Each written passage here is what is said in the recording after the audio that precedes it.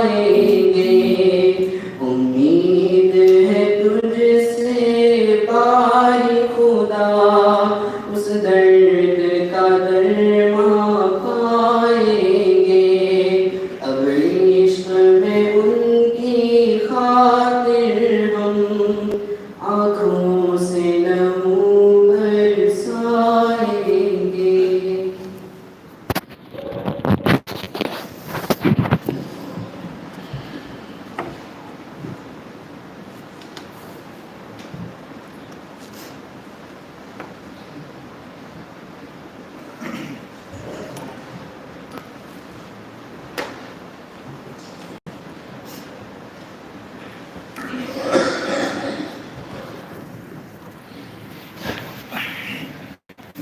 لله رب العالمين، والصلاة والسلام على سيدنا محمد سيد الأولين والآخرين وعلى آله وأصحابه أجمعين. أما بعد فأعوذ بالله من الشيطان الرجيم. بسم الله الرحمن الرحيم. وقضى ربك ألا تعبدوا إلا إياه وبالوالدين إحسانا إما يبلغن عندك الكبر أحدهما أو كلاهما فلا تقل لهما أف ولا تنهرهما وقل لهما قولا كريما واخفض لهما جناح الذل من الرحمة وقل رب ارحمهما كما ربياني صغيرا ربكم أعلم بما في نفوسكم إن تكونوا صالحين فإنه كان للأوابين غفورا وآت ذا القربى حقه والمسكين وابن السبيل ولا تبذر تبذيرا إن المبذرين كانوا إخوان الشياطين وكان الشيطان لربه كفورا سبحان ربك رب العزة عما يصفون وسلام على المرسلين والحمد لله رب العالمين.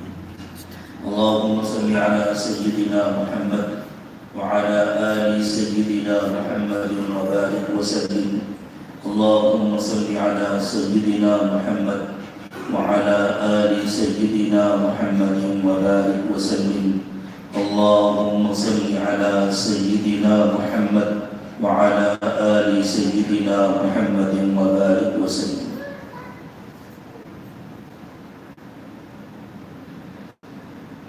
اللہ تعالیٰ ہمارا خالق و مالک ہے. اللہ نے اپنی قدرت اور طاقت سے ہم سب کو پیدا فرمایا، کیونکہ اللہ تعالیٰ نے دنیا کو دارالاسباب بنایا ہے. اللہ کو جو کام کرنا ہوتا ہے دنیا میں اس کا سبب پیدا فرماتے ہیں. تو ہم کو اور آپ کو پیدا کرنے کے لیے اللہ تعالیٰ نے ہمارے ماں باپ کو سبب بنایا. ہمارے ماں باپ نے ہمیں اپنے اختیار سے نہیں پیدا کیا. دنیا میں کتنے انسان ہیں جو اولاد چاہتے ہیں لیکن محروم ہیں، اور کتنے ایسے بھی ہیں جو اولاد نہیں چاہتے لیکن زیر بار ہیں. اللہ جس کو چاہتے ہیں اولاد دیتے ہیں، جس کو چاہتے ہیں نہیں دیتے. جس کو چاہتے ہیں بیٹے دیتے ہیں، جس کو چاہتے ہیں بیٹیاں دیتے ہیں، جس کو چاہتے ہیں بیٹے اور بیٹیاں دونوں دیتے ہیں، اور جس کو نہیں چاہتے کچھ نہیں دیتے. يَهَبُ لِمَن يَشَاءُ إِنَاثًا وَيَهَبُ لِمَن يَشَاءُ الذُّكُورَ أَوْ يُزَوِّجُهُمْ ذُكْرَانًا وَإِنَاثًا وَيَجْعَلُ مَن يَشَاءُ عَقِيمًا. یہی بات بتلائی اللہ تعالیٰ نے عیسیٰ کہ جس کو اللہ چاہتے ہیں بیٹے دیتے ہیں، جس کو چاہتے ہیں بیٹیاں دیتے ہیں، جس کو چاہتے ہیں دونوں دیتے ہیں، جس کو چاہتے ہیں بیٹے دیتے ہیں. لیکن چونکہ ماں باپ کو ہماری پیدائش کا اللہ نے ذریعہ بنایا ہے، انہی کے ذریعے ہم دنیا میں آئے ہیں، انہی انہی کے ذریعے ہم کو وجود ملا ہے، انہی کے ذریعے ہم پیدا ہوئے ہیں۔ تو اللہ تعالیٰ نے یہ حکم دیا کہ اللہ اور اس کے رسول کے بعد تمہارے لیے سب سے زیادہ قابل احترام تمہارے ماں باپ، سب سے زیادہ عزت کے حقدار تمہارے ماں باپ ہیں۔ ہم نے بچپن میں اپنے بزرگوں سے ایک قصہ سنا تھا کہ سیدنا موسیٰ علیہ السلام کو شوق ہوا کہ اللہ جنت میں میرے ساتھ کون رہے گا، میں اسے دیکھنا چاہتا ہوں۔ جو بھی خدمت تھی وہ کیا اور اپنے ہاتھ سے چمچ سے تھوڑا تھوڑا اس کے منہ میں ڈالنا شروع کیا، وہ اللہ اس کو کھلایا۔ تو موسیٰ کون سے دیکھ رہے تھے، یہ کوئی بہت بوڑھی عورت ہے، یہ اس کی خدمت کر رہا ہے اور یہ اس کی خدمت کر رہا ہے، اس کے ہونٹ آہستہ آہستہ مسلسل ہل رہے ہیں۔ حضرت موسیٰ سمجھ گئے یہ عورت اس کو کوئی دعا دے رہی ہے۔ فارغ ہو کر علم و ٹوکری وسیع اوپر لٹکا دیا تاکہ کوئی جانور وغیرہ اندر رہ سکے۔ پھر کھانا لگا، کھانے بیٹھے۔ حضرت موسیٰ علیہ السلام نے کہا کہ کھانا کھائیں گے، پہلے یہ بتلاؤ یہ بوڑھی عورت کون تھی؟ تو کہا یہ میری ماں ہے، بہت بوڑھی ہو گئی ہے، بہت کمزور ہو گئی، میرا روز آنے کا معمول ہے، میں دکان سے واپس آنے کے بعد پہلے اس کی خدمت کرتا ہوں، اس کی ضرورتیں پوری کرتا ہوں، اس کے بعد کھانا کھاتا ہوں، اس سے پہلے کھانا نہیں کھاتا۔ چونکہ وہ میری ماں ہے اس لیے میں خود خدمت کرتا ہوں، میری خدمت کسی اور کے ذمہ نہیں لگا۔ حضرت موسیٰ علیہ السلام نے کہا کہ تو مجھے اندازہ ہو گیا تھا، میں نے محسوس کیا کہ تمہاری ماں تمہاری خدمت کے درمیان آہستہ آہستہ کچھ کہہ رہی ہے۔ اس کی آنکھوں میں آنسو آ گئے، اس نے کہا کہ بھائی جانے دو، وہ ماں ہے، مجھے ایک دعا دیا کرتی ہے، ایسا کیسے ہو سکتا ہے؟ ماں ہے، اس کا دل ہے، اس لیے وہ مانگتی رہے گا۔ کہا میں ایک معمولی سا مسلمان گوشت بیچنے والا چھوٹی سی دکان کا مبارک ہو موسیٰ، اور مجھے اللہ نے بتایا ہے تم جنت میں میرے ساتھ رہو گے، تمہاری ماں کی دعا تمہارے لیے قبول ہو گئی ہے۔ اللہ ہم سب کو اپنے ماں باپ کے حوالے میں لایا بنا دیا۔ بزرگوں نے فرمایا چاہے ماں باپ کچھ گنہگار بھی ہوں، تب بھی اولاد کے لیے مانگی ہوئی ان کی دعائیں اللہ ضرور قبول کرے، اس لیے کہ اولاد کے لیے ان کے دل میں یہ محبت اللہ نے ڈالی ہے۔ اصل خالق تو اللہ ہے، لیکن اللہ نے انسان کی پیدائش کا ان کو ذریعہ بنایا ہے اور ان کے دل میں اولاد کی محبت ڈالی ہے۔ سوچیں محبت نہ ہوتی تو ہم اور آپ پل کر جوان اور بوڑھے ہو پاتے۔ بچہ پیدا ہوتا ہے،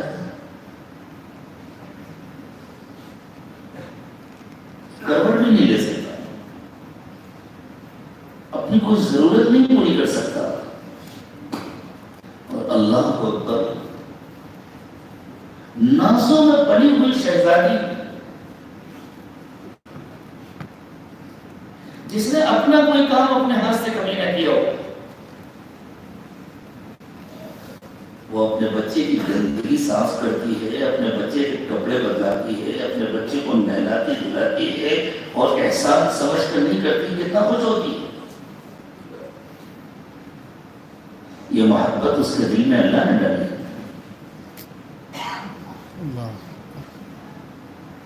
9 مہینے تک کس درد کے ساتھ، کس تکلیف کے ساتھ وہ اپنے بیٹے کو اپنے پیٹ میں رکھتی ہے۔ نہ کھاتے بنتا ہے، نہ لیٹتے بنتا ہے، نہ بیٹھتے بنتا ہے، ہر وقت تکلیف رہتی ہے، لیکن اس کو اس تکلیف سے چھٹکارا پانے کا شوق نہیں ہوتا۔ اور جو عورتیں آج کل نئی تہذیب کی پرستار بن کر ان تکلیفوں سے بچ کر زندگی گزارنا چاہتی ہیں، کسی کی نظر میں بھی ان کی کوئی عزت نہیں ہوتی، ان کو کہیں سے کوئی وفادار ساتھی نہیں ملتا، سب ان سے کھیلنے والے اور ان کی حسن اور رعنائی سے وقتی فائدہ اٹھانے والے ملتے ہیں۔ ماں کا مزاج اللہ نے ایسا بنایا، عورت کا مزاج اللہ نے بنایا، وہ اپنی اولاد کی خاطر سب کچھ برداشت کرتا ہے۔ ہمارے حضرت پیر صاحب دامت برکاتہ نے اپنے علاقے کا ایک قصہ سنایا ہے۔ ایک مرتبہ ایک بچہ تھا، ماں باپ غریب تھے، بچہ ذہین تھا، ماں باپ نے اس کو پڑھانا شروع کیا۔ جب دیکھا کہ بچہ پڑھنے میں اچھا ہے تو باپ نے دن رات محنت کی۔ گاؤں میں رہتے تھے وہ لوگ، شہر میں بھیج کر کے بچے کو اعلیٰ تعلیم دلائی۔ اب جب وہ سافٹ ویئر انجینئر بن گیا اور شہر میں اس کو اچھی ملازمت مل گئی تو ماشاءاللہ لوگ بھی دوڑ پڑے، اچھے اچھے گھروں سے رشتے لے لے کر ایک پڑھی لکھی دولت مند باپ کی بیٹی سے اس کا نکاح ہو گیا۔ رہتے تھے یہ لوگ گاؤں میں، گاڑی تھی اس کے پاس، وہ گاڑی سے شہر میں جاتا، اس کے ٹائم میں پھر گاؤں واپس آ جاتا، ہنسی خوشی کی زندگی تھی۔ ایک آدھ بچے ہوئے تو بیوی نے سمجھایا کہ دیکھو گاؤں میں رہ کر کے ہمارے بچوں کی اچھی تعلیم نہیں ہو سکتی، ایسا کریں شہر میں مکان لے لیتے ہیں، وہاں رہیں گے، گاڑی تو ہے، ویکینڈ میں آ جایا کریں گے ماں باپ سے ملنے کے لیے، اور یہاں ماں باپ کی خدمت کے لیے کوئی ملازم مقرر کر دو۔ شوہر کی بات سمجھ میں آئی، اس نے ماں باپ سے کہا، ماں باپ نے کہا تم لوگ جیسے خوش کہو ہم اس میں خوش ہیں، ٹھیک ہے اگر تم شہر جا کر رہنا چاہتے ہو تو شہر میں رہو۔ اب وہ شہر میں رہنے لگے، سنیچر اتوار کو اپنے ماں باپ کے پاس آ جاتے، ماں باپ کے لیے ملازم بھی لگا دیا تھا، ہنسی خوشی زندگی گزر رہی تھی۔ کچھ دنوں میں بیگم صاحبہ کو اپنے لیے تو اس میں قید و بند نظر آنے لگی، ہفتے میں ایک مرتبہ تو چھٹی ہوتی ہے، اس میں بھی دیہات جاؤ، گاؤں جاؤ، ہمیں گھومنے پھرنے کو نہیں ملتا، ہمیں باہر کھانے کو نہیں ملتا، ہمیں یہ نہیں ملتا، ذرا بھرپور سے نکلنے شروع۔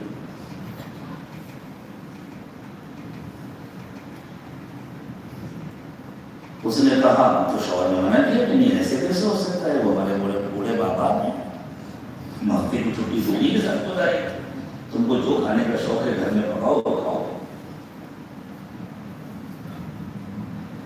اتفاق ایسا ہوا کہ سعودی عرب میں کسی اچھی کمپنی میں موقع تھا، بیوی پیچھے لگ گئی، ابھی تو شہر میں اپنا گھر بھی بنانا ہے، بچوں کو اعلیٰ تعلیم بھی دلانا ہے، ہمیں زیادہ پیسوں کی ضرورت ہے، تم کو وہاں جانا چاہیے۔ اس نے اپنے ماں باپ سے اجازت کیا، ماں باپ نے اجازت دے دی، وہاں چلے گئے۔ پھر اس نے اپنے بیوی بچوں کو بھی وہاں بلایا اور وہاں وہ ایسا کھویا کہ ماں باپ کو بھول ہی گئے، بیوی وہاں سے آنے نہیں دیتی، کافی عرصہ گزر گیا، اس نے اپنے ماں باپ کی خبر بھی لی، بیوی خرچ میں نہیں بھیجنے دیتی، ہمارے بچوں کا کیا ہوگا، ان کے مستقبل سے کیا ہوگا، ان کے لیے پیسے بچا کے رکھو، بالکل مکمل اپنے کنٹرول میں کر لیا تھا۔ سب نہیں ہوتی ایسی ہوتی ہے، اور جو ہوتی ہیں وہ اپنے مستقبل کو تباہ کرتی ہیں.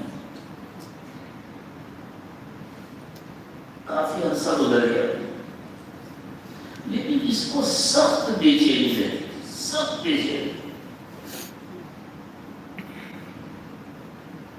حج کی عمرے کرتا کیونکہ یہ اپنی ذات سے نیک تھا، نیکی کے ماحول میں پڑا پڑا تھا، اللہ کے گھر کا طواف کرتا، دعائیں مانگتا، لیکن دل کی بے چینی ختم نہیں ہوتی. شاید ایک مرتبہ اس نے خواب میں دیکھا، کسی نے کہا تمہاری کوئی عبادت اللہ نے قبول نہیں ہوتی. یہ پریشان ہو گیا. ایک اللہ والے تھے، ان کے پاس کبھی کبھی آنا جانا ہوتا تھا. ان کے پاس جا کر بتلایا کہ حضرت میں بہت بے چین رہتا ہوں، بہت پریشان رہتا ہوں. انہوں نے پورے حالات سنے اور سن کر کہا تم نے اپنے ماں باپ کو بے یار و مددگار چھوڑ دیا ہے. تم ان کے اکیلے بیٹے تھے. جب تک ان کو خوش نہیں کرو گے اس وقت تک تمہارے دل کو سکون نہیں ملے. وہ گھر آیا، اس نے گھر میں وطن کا نام لیا، میں جا رہا ہوں. پیش کیا، لیکن حضرت کے زبان میں جب اس نے ادھر سے ایک بار دیکھا تو وہ بلی کی طرح سہن گئی. اسے لگا کہ اب بات نہیں بنے گی. وہ وہاں سے آیا، گاؤں میں گیا. لمبا عرصہ گزر چکا تھا، تقریباً 20 سال کا. گاؤں کا تو نہیں بدل چکا تھا. کبھی کوئی چلا جاتا ہے تو کچھ خدمت کر دیتا ہے، کسی کو ترس آتا ہے تو جا کر روٹی دے دیتا ہے، ورنہ وہ بیمار بڑھیا بھوکی پڑی رہتی ہے. اس لڑکے کو اس نے بتایا نہیں وہ نالائق بیٹا نہیں ہے، لیکن دل ہی دل میں روتا ہوا اپنی غلطی پر دادی کو شرمندہ اس جھوپڑے کو ڈھونڈتا ڈھونڈتا پہنچا. وہاں جا کر دیکھا اس کی ماں بھی انتہا بیمار کمزور پڑی ہوئی ہے، بخار میں تپ رہی ہے، اندھی ہو چکی ہے. اس نے جا کر سلام کیا تو اس نے آواز سے پہچان لیا. پوچھا کون؟ نام لے کر پوچھا میرا بیٹا کہاں؟ اچھا ہوا بیٹا تم آ گئے، میں دیکھ تو نہیں سکتی، میرے قریب آؤ، میں تمہارے چہرے کو چھو کر کے دیکھوں گی. اور اس کے چہرے کو چھوا اور کہا بیٹا تم کہاں چلے گئے تھے؟ تمہارے ابا کو تو انتقال ہو گیا، میرا کوئی محرم نہیں تھا، میں اللہ سے دعا کرتی تھی اللہ مجھے قبر میں کون اتارے گا، میرے بیٹے کو بھیج دیجیے تاکہ وہ مجھے قبر میں. اس حال میں ایمان ہے، دعا نہیں کی. اس حال میں بھی ماں دعا کر رہی تھی. پھر وہ کچھ دن رہا، اس کی ماں کا انتقال ہوا، اس نے اپنے ہاتھوں سے دفن کیا، خوب اللہ سے توبہ کی، معافی مانگا، تب جا کر اس کے دل کو سکون ہوا. پھر واپس یہ قصہ ایسے کو سمجھانے کے لیے بزرگوں نے نقل کیا ہے. کہتے ہیں ایک نوجوان لڑکے کو اپنے ساتھ پڑھنے والی ایک لڑکی سے محبت ہوگی. اللہ نفسانی شیطانی شہوانی محبتوں سے ہمارے سب بچوں کی حفاظت فرمائے.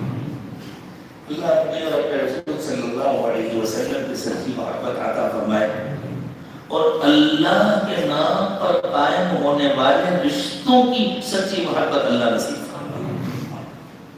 بیوی کو شوہر سے اور شوہر کو بیوی سے جو محبت ہوتی ہے وہ محبت تو اللہ کے نام پر پیدا ہوتی ہے نا، وہ رشتہ اللہ کے نام پر قائم ہوتا ہے. اس لیے وہ محبت قابل تعریف ہے. وہ محبت اگر شریعت کے حدود کے اندر ہے تو وہ اللہ اور اس کے رسول کی محبت کا ایک حصہ ہے. لیکن اللہ کو ناراض کر کے جس لگاؤ کو، جس جذبے کو محبت کہا جاتا ہے وہ حقیقت میں محبت نہیں ہے، مصیبت ہے. تو اسے نفسانی محبت ہو گئی. اس نے لڑکی سے کہا کہ میرے ساتھ شادی کر لو. لڑکی نے سوچا شادی کروں گی، اس کے گھر میں رہوں گی، اس کی ماں کے ساتھ رہنا پڑے گا. روزانہ روک ٹوک کرے گی، میں آزاد ہوں، بے پردہ ہوں، جو چاہتی ہوں کرتی ہوں، وہ مذہبی عورت ہے، وہ مجھے روک ٹوک کرے گی، میں کیسے برداشت ہوں؟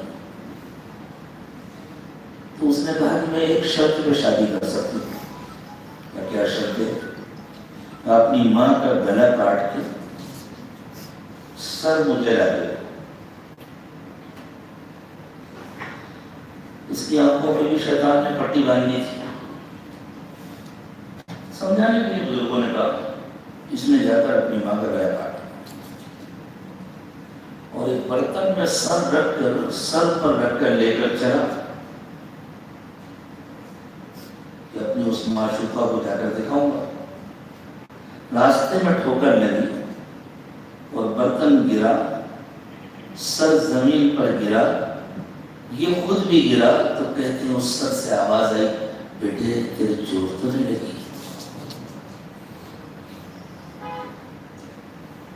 یہ نہ سمجھیے گا کہ کوئی حقیقی قصہ ہوگا، لیکن کسی نے سمجھانے کی کوشش کی ہے ماں کی محبت کیسی ہوتی، واقعی ماں کی محبت ایسی ہے۔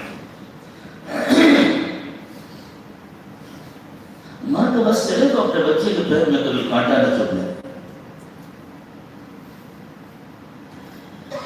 اللہ کے رسول صلی اللہ علیہ وسلم کے پاس ایک صحابی تشریف لائے، یا کسی صحابی کے پاس آئے ایک صاحب، کسی صحابی کے پاس ایک صاحب ہے، یعنی ماں باپ کی اتنی خدمت کرو، ان کو اتنا راضی کرو کہ اللہ تم کو جنت دے۔ باپ کے سلسلے میں رسول اللہ صلی اللہ علیہ وسلم نے ارشاد فرمایا کہ باپ جنت کا دروازہ ہے۔ باپ اگر راضی ہے، باپ کی خدمت کی ہے، تو انسان نے اپنے لیے جنت کا دروازہ کھول لیا۔ لیکن ماں باپ مقام اللہ نے دیا ہے، اس لیے اگر ماں باپ اللہ کی نافرمانی کرانا چاہیں تو ان کی بات ہرگز نہیں مانی جائے گی۔ لیکن نہ ماننے کا مطلب نہیں کہ آدمی ان کو گالی دے، آدمی ان سے جھگڑا کرے، ان کے ساتھ اس میں سلوک کرتا رہے، لیکن وہ اللہ کی نافرمانی کے لیے سلوک کرے۔ یہ آدمی اکثر نوجوانوں سے کہا کرتا ہے تم اپنی بیوی کی بات مان کر کبھی اپنے ماں کے ساتھ ظلم مت کرنا، لیکن ماں کی بات مان کر بیوی کے ساتھ بھی ظلم میں جاؤ۔ ماتا کرے اس پر کہ تم اپنی بیوی پر ظلم کرو، ہرگز مت مانو، آپ کی جو خدمت ہو بتائیے، لیکن میرا اور میری بیوی کا جو رشتہ ہے وہ اللہ نے میرے ساتھ باندھا ہے، آپ کے ساتھ نہیں باندھا ہے۔ میں اس رشتے کی تلفی نہیں کر سکتا، اس کے حقوق الگ ہیں، آپ کے حقوق الگ ہیں۔ میں آپ کے لیے رات بھر سرجبل کھڑا رہ سکتا ہوں، آپ کی جو خدمت ہو میں کر سکتا ہوں، لیکن آپ کے کہنے سے میں کسی کی حق تلفی نہیں کر سکتا، میں کسی پر ظلم نہیں کر سکتا۔ اور اگر بیوی حق تلفی کرانا چاہے تو اس سے صاف کہو کہ وہ میری ماں ہے، تمہارے کہنے سے میں ان کی حق تلفی نہیں کر سکتا، ان پر ظلم نہیں کر سکتا، تمہارے حقوق الگ ہیں، ان کے حقوق الگ ہیں۔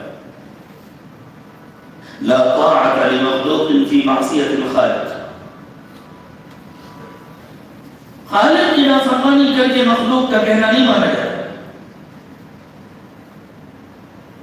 اگر ماں باپ کہیں نماز نہ پڑھو، روزہ نہ رکھو، داڑھی مت رکھو، سنت کا لباس نہ پہنو، ان کی خدمت کرتے رہیں، ان کی عزت کرتے رہیں، ان کی یہ باتیں نہیں مانی جائیں، اس لیے کہ وہ اللہ کی نافرمانی کرنے کو کہہ رہے ہیں۔ ان سے صاف میں آپ کا کہنا مان کر اللہ کی نافرمانی نہیں کر سکتا۔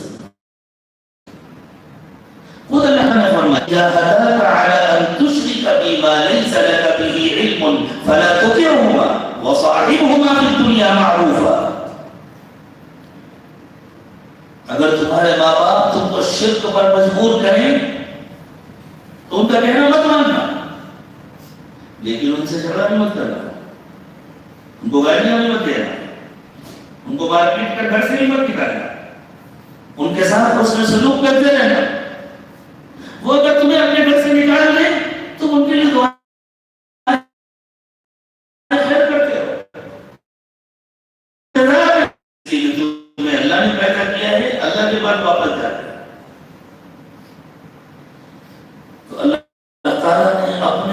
بعد سب سے زیادہ اہمیت کے ساتھ ماں باپ کے حق کو بیان فرمایا. کسی کے ذہن میں یہ نہ آئے کہ کیا ماں باپ کا حق اللہ کے رسول کے حق سے بھی بڑھ کر ہے کہ اللہ نے اپنے حق کے بعد ماں باپ کا تذکرہ فرمایا, رسول کا تذکرہ نہیں کیا. رسول کا حق اللہ ہی کا حق ہے, اس لیے جب اللہ نے اپنا حق بیان کر دیا تو اللہ اور اس کے رسول کا دونوں کا حق آ گیا, اور اللہ اور اس کے رسول پر چلانے والے جتنے حضرات ہیں ان سب کا حق شامل ہو گیا. وہ تو اللہ کے حق کا حصہ ہے.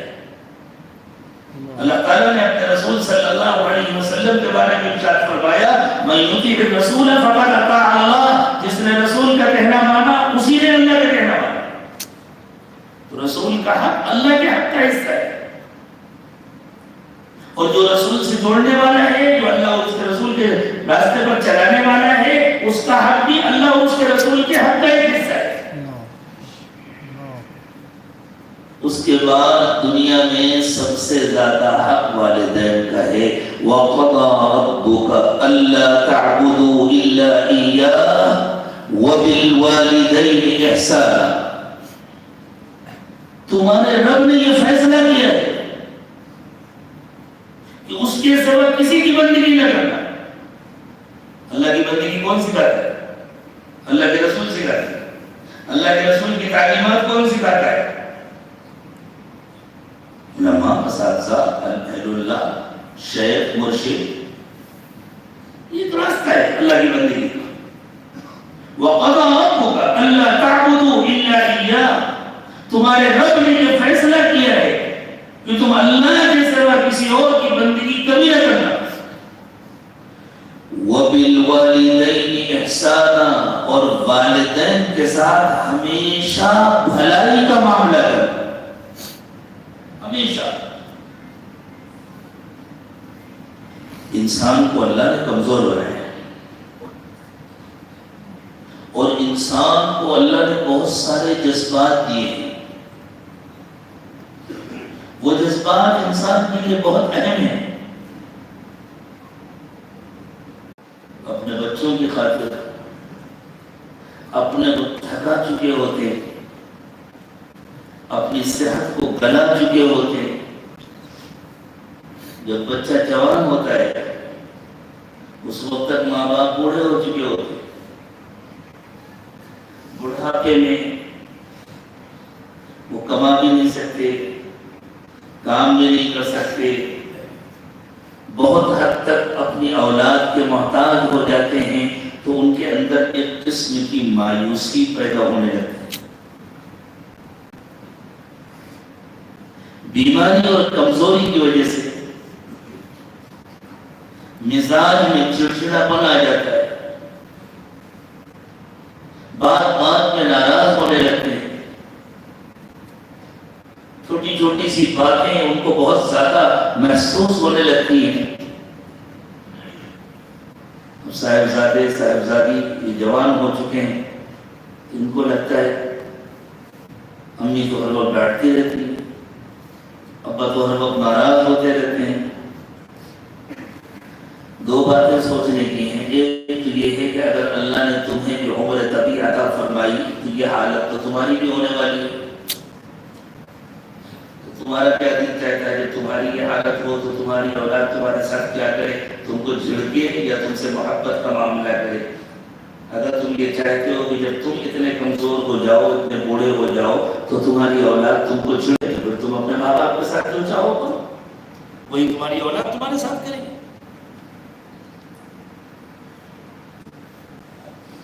بچپن میں تربیت کے لیے والدین جو قصے سنایا کرتے تھے, اس زمانے کے بچے تو موبائلوں سے کھیلتے ہیں. ہمارے بچپن میں تو ماں باپ سوتے وقت بچوں کو اچھے اچھے واقعات سناتے تھے, اس سے ان کی ذہن سازی ہوتی تھی, ان کی تربیت ہوتی تھی. ہمارے والد صاحب رحمۃ اللہ علیہ نے قصہ سنایا تھا کہ ایک صاحب بوڑھے ہو گئے تھے, بیٹا جوان تھا, تو بیٹے نے ناراض ہو کر باپ کو گھر سے نکال دیا.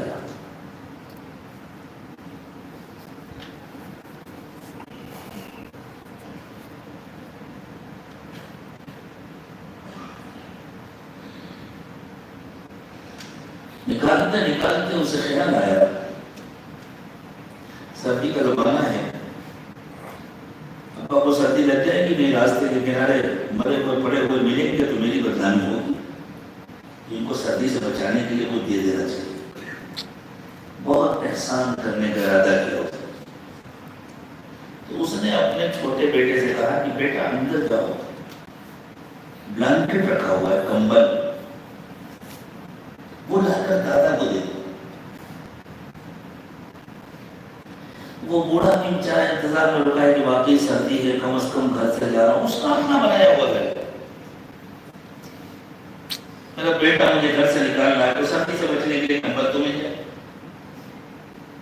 بچوں کو اندر سے آنے میں کافی دیر ہوئی تو اس نے ناراض ہو کر کہا تم کو اب تک کمبل نہیں ملا؟ تو اس نے اندر سے کہا ابا کمبل مل گیا، قینچی نہیں مل رہی۔ اس نے جا کر کہا قینچی کی کیا ضرورت ہے؟ کہا ابا پورا کمبل دادا کو دے دوں گا تو جب بڑے ہو گئے آپ کو گھر سے نکالوں گا تو آپ کو کیا دوں گا؟ میں قینچی تلاش کر رہا ہوں، آدھا دادا کو دے دوں، آدھا کاٹ کے آپ کے لیے رکھ لوں۔ اس لیے بچہ چھوٹا تھا نا، اس نے نہیں معلوم تھا میں بڑے ہو کر کے کماؤں گا، اپنے ابا کو دوسرا کمبل دے دوں گا۔ بس اس کی آنکھیں کھل گئی، یہ روتا ہوا گیا اور اپنے ابا کے پیر پکڑ لیے اور اس کے سمجھ میں آ گیا آج جو میں اپنے باپ کے ساتھ کر رہا ہوں کل کو میں بوڑھا ہوں گا میرا بیٹا میرے ساتھ یہی کرے گا۔ یہ گنبد کی سزا ہے، جیسی کرنی ویسی بننی۔ آج کا نوجوان اپنے بوڑھے ماں باپ کے ساتھ جو کرے گا، اگر اسے اللہ نے عمر تگڑی دی تو اس کے بڑھاپے میں اس کی اولاد اس کے ساتھ وہی کرے گی، اور اگر اس سے پہلے مر بھی گیا تو آخرت کی پکڑ سے وہ بچ نہیں سکتا۔ اگر ماں باپ بوڑھے ہو گئے ہیں، کمزور ہو گئے ہیں، مزاج میں چڑچڑاپن آ گیا ہے، بات بات میں غصہ ہونے لگتے ہیں، تو سب سے پہلے تو یہ سوچو کہ اس عمر تک تو ہم بھی پہنچنے والے ہیں، اور دوسرے یہ سوچو یہ کس کی خاطر اتنے بوڑھے ہوئے، یہ کس کی خاطر اتنے کمزور ہوئے، انہوں نے اپنی جوانی کس کے لیے بھلائی، انہوں نے اپنی طاقت کس کے لیے کھپائی، دن کو دن نہیں سمجھا، رات کو رات نہیں سمجھا، قرض لے کر کے تعلیم و تربیت کا انتظام کیا، لوگوں کے سامنے ہاتھ پھیلا پھیلا کر کے کسی قابل بنایا، آج یہ کمزور ہے تو اللہ ہمیں اس قابل بنا دے کہ یہ ہماری طاقت کو اپنی طاقت سمجھیں، یہ کمزوری میں بھی اپنے کو کمزور نہ سمجھیں۔ اللہ یہ چاہتے ہیں جوان اولاد ماں باپ کے لیے ایسی سعادت مند بنے کہ باپ کو یہ احساس ہو میرا بدن کمزور ہو گیا تو کیا ہوا، میرا بیٹا تو مضبوط ہے، میرا بیٹا تو طاقتور ہے، اور میں نہیں کما سکتا تو کیا ہوا، میرا بیٹا تو کماتا ہے، اس کی کمائی تو میری۔ ایک مشہور واقعہ ہے، ایک صاحب تھے سخی کے مزاج کے ہاتھ بھلا ہوا تھا، بوڑھے ہو گئے تھے، کما نہیں سکتے تھے، بیٹا کماتا تھا، خرچ کرنے کی ان کی عادت تھی، اٹھا کر خرچ کر دیا کرتے تھے۔ اس زمانے میں خرچ بھی کیا ہوتا تھا، ضرورت مند رشتہ داروں کو دے دینا، غریبوں اور فقیروں کو دے دینا، یہ صحابی تھے، باپ بیٹے دونوں صحابی تھے۔ باپ خرچ کر دیا کرتے تھے، بیٹے کو شکایت ہوتی میں اتنی محنت سے کماتا ہوں، آپ اٹھا کر کے بانٹ دیتے ہیں۔ ایک دن بیٹے نے کہا چلیے اللہ کے رسول صلی اللہ علیہ وسلم میں آپ کی شکایت کروں گا، میں اتنی محنت سے کماتا ہوں اور آپ سب اٹھا کے بانٹ دیتے ہیں۔ اب ان کو لگا میرا بیٹا حضور کے پاس جا کر میری شکایت کرے گا تو بہت دل دکھا، اور عرب فطری طور پر شاعر ہوا کرتے تھے، آتے آتے راستے میں ان کے دل کے جو خیالات تھے وہ اشعار کی صورت میں ڈھل رہے تھے، بس دل ہی دل میں، زبان سے کہا بھی نہیں تھا، یہ سوچتے چلے آ رہے تھے، اور وہ سوچ بھی شعر کی شکل میں تھی۔ جب آئے بیٹے نے کہا حضور یہ میرے ابا ہیں، بہت زیادہ بیٹے بھی صحابی تھے. ایسا لگتا ہے کہ معاملہ تو تھوڑا بڑھ رہا ہو.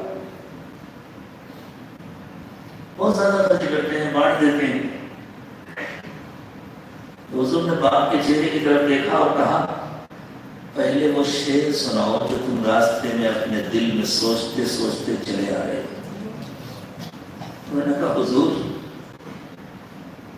ہمیں تو روزانہ ایسی نشانیاں نظر آتی ہیں جن سے ہمارا ایمان مضبوط ہو جاتا ہے.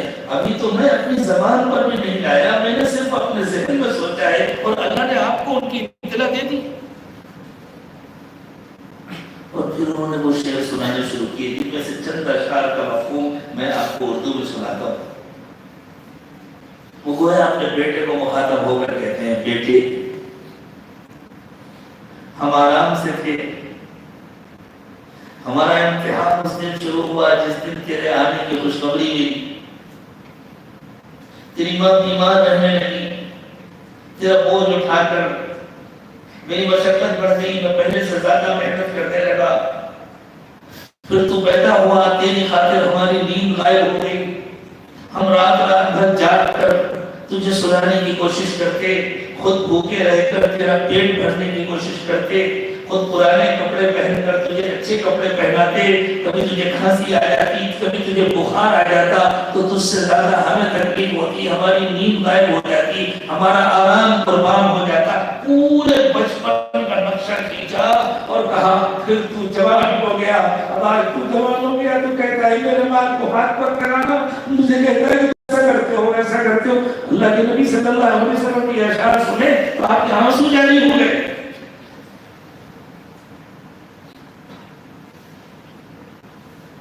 دونوں صحابی تھے, باپ اور بیٹے, دونوں مخلص تھے. حضور کو اطمینان تھا میں جو فیصلہ کروں گا اس کو تسلیم کرے. بیٹے کا گربان پکڑا یوں اور پکڑ کر باپ کے ہاتھ میں دیا اور کہا انت ومالک لابی, تو بھی اپنے باپ کا ہے, تیرا مال بھی تیرے باپ کا ہے.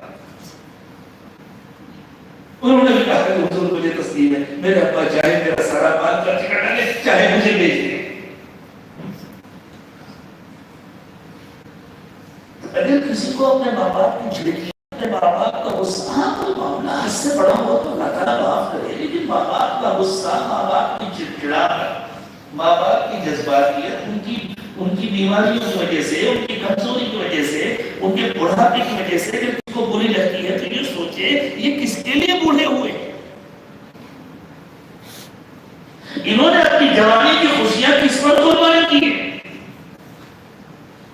خود بھوکے رہ کر کس کو کھلائے, خود پرانے کپڑے پہن کر عید و بقرعید میں نئے نئے کپڑے کس کو پہنائے, خود اپنا پیٹ کاٹ کاٹ کر کس کو پڑھایا لکھایا ہے. یہ سب کچھ ہمارے لیے کیا ہے نا, ہماری خاطر آج کمزور ہوئے, ہم انہیں نہیں برداشت کریں گے تو کون برداشت کرے گا. اور اگر ان کو ہم نہیں برداشت کریں گے تو اللہ ہمیں کیوں برداشت کریں گے. اللہ نے ہمارے ساتھ اتنی مہربانیاں کی اور ہم نے اللہ کی اتنی نافرمانیاں کی. اگر ہم ان کو بڑھاتے میں نہیں برداشت کریں گے تو اللہ ہمیں کیوں برداشت کریں گے, اللہ ہمیں کیوں معاف کرے گا. اس لیے اللہ تعالیٰ نے نہایت آخری درجے کی اخلاقی تعلیم دی. فرمایا جھڑکنا, پلٹ کر جواب دینا, جھگڑنا, گالی دینا تو بہت دور کی بات ہے. خبردار تمہارے لہجے سے ناگواری کا اظہار بھی نہ ہونے پائے, تمہارے لہجے سے بھی ناگواری کا اظہار نہ ہو. اما یرون عندک الکبر احدهما او کلاهما, اگر تمہارے سامنے وہ بوڑھے ہو جائیں, ان کو اللہ لمبی عمر عطا فرما دے, دونوں کو یا دونوں میں سے کسی ایک کو, فلا تقل لهما اف, تو تم ان سے اف بھی نہ کہنا. اف کہنے کی چیز نہیں ہے, کچھ کہتے کہتے رک جانے کا نام اف ہے. بہت زور کا انسان کو غصہ ہے, وہ کچھ کہنا چاہتا تھا لیکن نہیں کہا اور اپنے پر روک لیا. جیسے گاڑی میں بریک لگانے میں آواز آتی ہے نا، اسی طرح جب انسان کچھ کہنے سے غصے میں اپنے کو روکتا ہے تو وہ جو اپنے ہونٹوں پر بریک لگاتا ہے اس سے اف کی آواز آتی ہے۔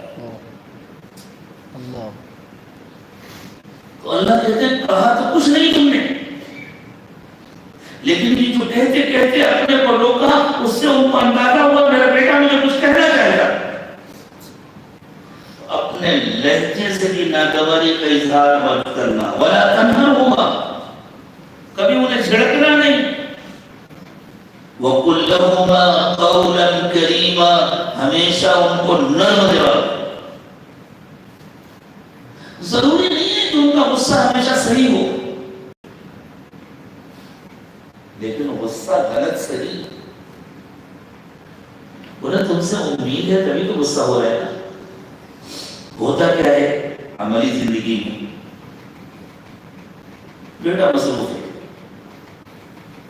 اس پر اپنی ملازمت کی ذمہ داریاں ہیں، کاروبار کی ذمہ داریاں ہیں، کاروباری ٹینشن ہے، مال بنا رکھا ہے بکا نہیں اس کا ٹینشن، بک گیا پیمنٹ نہیں آیا اس کا ٹینشن، پیمنٹ آ گیا ڈلیوری نہیں ہوئی اس کا ٹینشن، مال بنانا ہے آرڈر ہے را مٹیریل نہیں آیا اس کا ٹینشن۔ پوچھیں صنعت کی دنیا سے جو وابستہ ہیں ان سے پوچھیں کتنے مسائل ہوتے ہیں، جو لوگ ٹریڈنگ کرتے ہیں خرید و فروخت کرتے ہیں ان کے ساتھ کتنے مسائل ہوتے ہیں، ادھر آرڈر ہے ادھر سے مال نہیں ہے، ادھر مال آ کے رکھا ہے کوئی آرڈر نہیں، پیمنٹ کرنا ہے پیسے نہیں آتے، پیسے آ گئے دینے کے لیے مال نہیں۔ گھر سے نکلے، والد نے کہا بیٹا میری دوا ختم ہو گئی ہے لے کے آنا، اس نے کہا جی ابا میں انشاءاللہ لے کر آؤں۔ وہاں دن بھر ایسی الجھن میں گزرا، ایسی بھاگ دوڑ میں گزرا، یاد ہی نہیں رہا۔ اب گھر آ گئے، جیسی گھر میں داخل ہوئے، ٹھیک ہے بیٹے کا کوئی قصور نہیں ہے، اسے یاد ہی نہیں رہا کہ الجھن میں تھا، اور وہ بیچارہ محنت بھی کر رہا ہے، اپنے بال بچوں کے ساتھ ساتھ اپنے ماں باپ کی خدمت کرنے کے لیے محنت کر رہا ہے، ان کے دوا علاج کے لیے، ان کو کھلانے پلانے کے لیے، ان کو آرام سے رکھنے کے لیے کر رہا ہے، اس کو کوئی قصور نہیں، بھول گیا۔ لیکن بات کیا ہے اس نے پورے دن انتظار کیا نا میرا بیٹا آئے گا دوا لے کے آئے گا۔ اب گھر میں داخل ہوتے ہی اس نے کہا بیٹا دوا لے، اب صاحبزادے کو ناگواری ہے، کم از کم سانس تو لینے دیتے، پانی لینے دیتے، بھائی اس بیچارے نے اس بڑھاپے میں اس بیماری میں پورے دن علاج کیا ہے، انتظار کیا ہے، بتاؤ تو لائے کیا ہے، میں بھول گیا تھا بالکل یاد نہیں رہا، اب معاف کر دیجیے کر لیا آپ نے کہا کوئی بات نہیں بیٹا جاؤ سو جاؤ، لیکن اس نے دوا نہیں کھائی، اس کی تکلیف پڑ گئی۔ دوسرے دن جب نکلنے لگا تو باپ نے کہا بیٹا آج مت بھولنا، جی نہیں بھولیں گے، بھول اپنے اختیار کی چیز تو ہوتی نہیں، آدمی کا اپنے اختیار کو ہوتا ہے نہیں بھولنا، جیسے کوئی تاکید جو کو بھولنا نہیں یاد رکھنا، دل چاہتا ہے کہیں اگر میں بھول گیا تو کیسے یاد رکھوں، تم ساتھ میں چلو یاد دلانے کے۔ ایک صاحب کو بھولنے کی بیماری تھی، تو وہ کسی بات کو یاد رکھنا چاہتے تھے تو گرہ لگا جایا کرتے تھے۔ ایک دن ان کو صبح صبح کہیں سفر کرنا تھا اور دن بھر کی مصروفیت تھی، تو انہوں نے سوچا آج رات میں اور کچھ نہیں کرنا، بس نماز پڑھنا ہے، کھانا کھانا ہے، فوراً جا کے سو جانا، کوئی پروگرام نہیں دیکھنا، کسی کا فون نہیں اٹینڈ کرنا، کسی سے بات چیت نہیں کرنا، اور کہیں میں گھر جا کر اس بات کو بھول نہ جاؤں، اس کے لیے انہوں نے اپنے کرتے کے کنارے پر ایک گرہ باندھا کہ جب گھر جاؤں گا گرہ دیکھوں گا تو یاد آ جائے گا، یہ گرہ اس لیے باندھی کہ رات میں جلدی سونا۔ اب رات میں گئے، نماز پڑھ کر فارغ ہوئے، گھر گئے، کھانا کھایا، بستر پر لیٹنے لگے، کپڑے بدلنے لگے، اے سی چینج کرنے لگے تو وہ گرہ ہاتھ میں آ گئی، سوچ میں پڑ گئی یہ گرہ کیوں باندھی تھی آج میں، رات بھر بیٹھ کے یہی سوچتے رہے گرہ کیوں باندھی تھی، فجر کی اذان کے وقت یاد آیا یہ گرہ اس لیے باندھی تھی کہ رات میں جلدی سونا،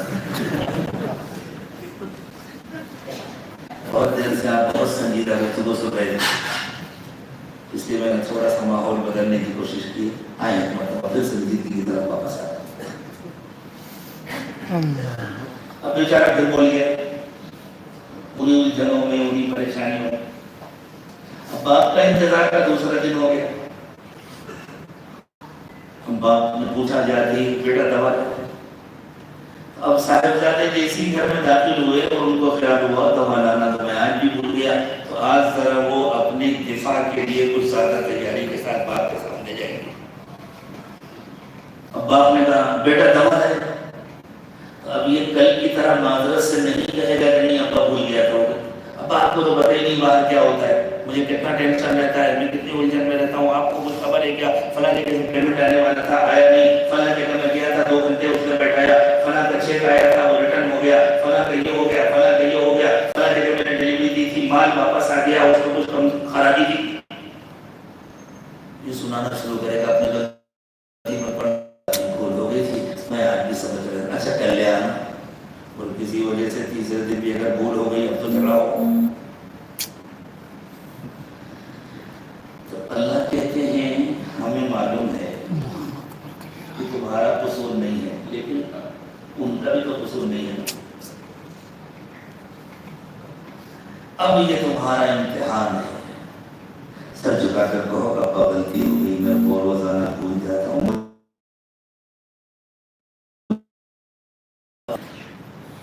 چپ چاپ اپنے کمرے چلے جاؤ. اور اگر تم کو لگے کہ تم فوراً کمرے چلے جاؤ گے تو ان کو لگے گا میرا بیٹا ناراض ہو کر چلا گیا, تھوڑی دیر سر جھکا کر بیٹھ جاؤ, ان کو غصہ کھولے نہ دو. ہو سکے تو اسی وقت جاؤ, کوئی میڈیکل اسٹور کھلواؤ, لے کر کے آؤ. لیکن نہیں ہو سکتا تو سنو, ان کو جھڑکو مت. ان کو اپنے مسائل کی پوری لسٹ نہ سناؤ. اپنے مسائل اپنے پاس رکھو. یہ ٹینشن خود برداشت کرو. تمہاری جوانی تک تمہارے لیے سارا ٹینشن انہوں نے برداشت کیا ہے. اب اس بڑھاپے میں ان کو کوئی نیا بوجھ مت ڈالو ان پر. فَلَا تَقُلْ لَهُمَا أُفٍّ, خبردار ان سے اف بھی مت کہنا. وَلَا تَنْهَرْهُمَا, انہیں جھڑک کر جواب مت دینا.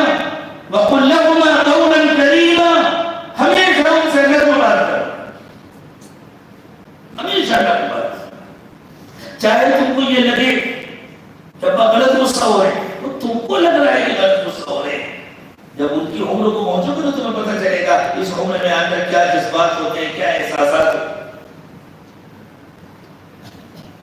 اگر ان کو لگا کہ میرے بیٹے نے مجھے جھڑک دیا, میرے بیٹے کو میری پرواہ نہیں ہے, وہ ٹوٹ جائیں گے اندر سے. اور اگر تم نے ان کا غصہ برداشت کر لیا, سن لیا, تو اگرچہ بظاہر وہ تم سے ناراض نظر آ رہے ہوں گے, لیکن ان کے اندر ایک اعتماد پیدا ہوگا. میرا بیٹا کتنا اچھا ہے, میں نے اتنی دیر تک اس کو ڈانٹا, اس کو برا بھلا کہا, اس کو سن لیا. اس کی طاقت میری طاقت, اس کی دولت میری دولت ہے. وہ اندر سے مضبوط ہوں گے.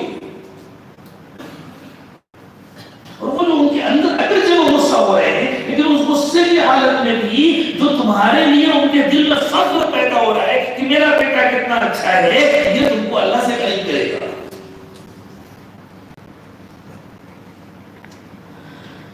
پھر اللہ تعالیٰ نے سمجھایا کہ تمہارا اپنے ماں باپ کے ساتھ کیا انداز ہونا چاہیے. ایسی پیاری مثال سے اللہ نے سمجھایا ہے کہ بس یہ اللہ ہی کا ہے. گھروں میں جو مردیاں پالی جاتی ہیں, یہ تو دیہات کا علاقہ ہے, یہاں دیہاتوں کو پالی جاتی ہوں گے گھروں میں, اور مرغی کے نیچے انڈے رکھتے ہیں. 21 دن تک وہ انڈوں کے اوپر بیٹھتی ہے, اپنے پروں سے انڈوں کو گرم کرتی ہے, اور پھر انڈوں سے بچے نکلتے ہیں. وہ بچے کتنے نرم و نازک ہوتے ہیں. کوئی چھوٹا بچہ بھی اگر مرغی کے بچے کو ہاتھ میں لے کے زور سے دبا دے تو ختم ہو جائے. نازک بچے ہوتے ہیں.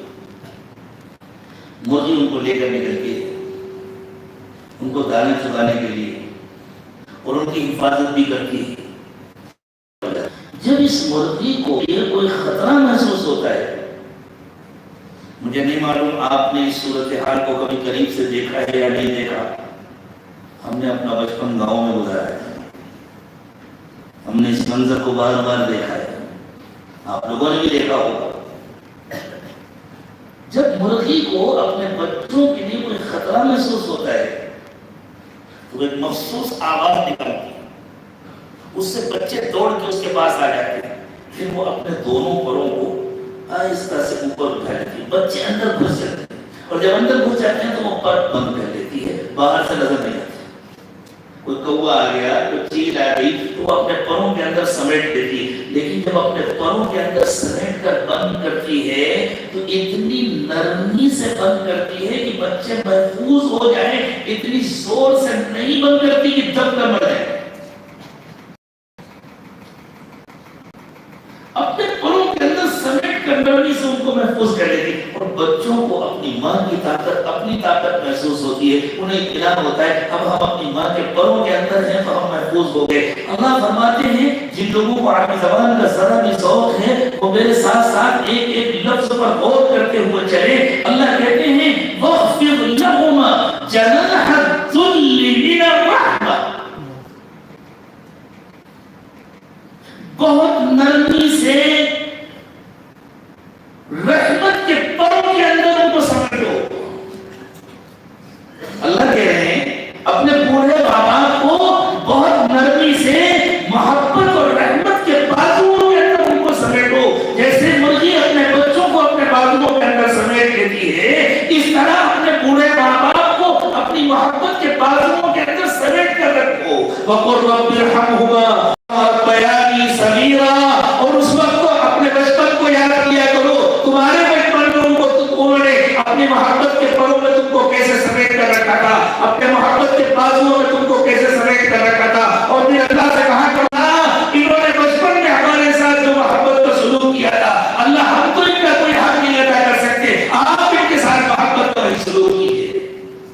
وَقُلْ رَبِّ ارْحَمْهُمَا كَمَا رَبَّيَانِي صَغِيرًا، پروردگار عالم جب میں چھوٹا تھا جس طرح انہوں نے مجھے پالا پوسا تھا، آپ بھی ان کے ساتھ رحمت کا معاملہ فرمائیے، آپ بھی ان کے ساتھ محبت کا معاملہ فرمائیے۔ پھر اللہ تعالیٰ نے فرمایا ہمیں معلوم ہے تم انسان ہو، تم کمزور ہو، تم کو جو تعلیمات دی جا رہی ہیں وہ بہت اعلیٰ درجے کی اخلاقی ہیں، تم میں سے ہر ایک اس معیار پر پورا نہیں اتر پائے نہ چاہنے کے باوجود۔ کبھی ایسا ہوگا کہ تمہاری زبان سے کوئی ایسی بات نکل جائے گی جس سے تمہارے ماں باپ کا دل دکھ جائے، تو پھر اللہ تمہارے دل کو دیکھتے ہیں، تمہارے دل میں کیا ہے، تمہارے دل میں ماں باپ کے لیے نفرت ہے یا محبت ہے۔ اگر تمہارے دل میں ماں باپ کے لیے نفرت ہے اور پھر تمہاری زبان سے کوئی بات نکلی تو ہرگز معاف نہیں ہوگی، لیکن اگر تمہارے دل میں ماں باپ کے لیے محبت ہے لیکن اچانک کوئی بات نکل گئی اور پھر تمہیں ندامت بھی ہوتی ہے، شرمندگی بھی ہوتی ہے، تو اطمینان رکھو اللہ تمہیں معاف کر دیں گے۔ اللہ تمہارے دل کے حال کو دیکھتے ہیں، ربکم اعلم بما فی نفوسکم، اللہ کو خوب معلوم ہے تمہارے دلوں کے اندر کیا ہے۔ ان تکونوا صالحین فانہ کان للاوابین غفورا، اگر تم دل سے اچھے ہو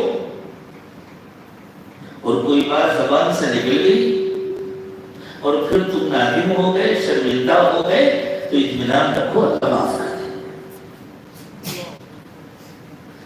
کتنی محبت ہے اللہ،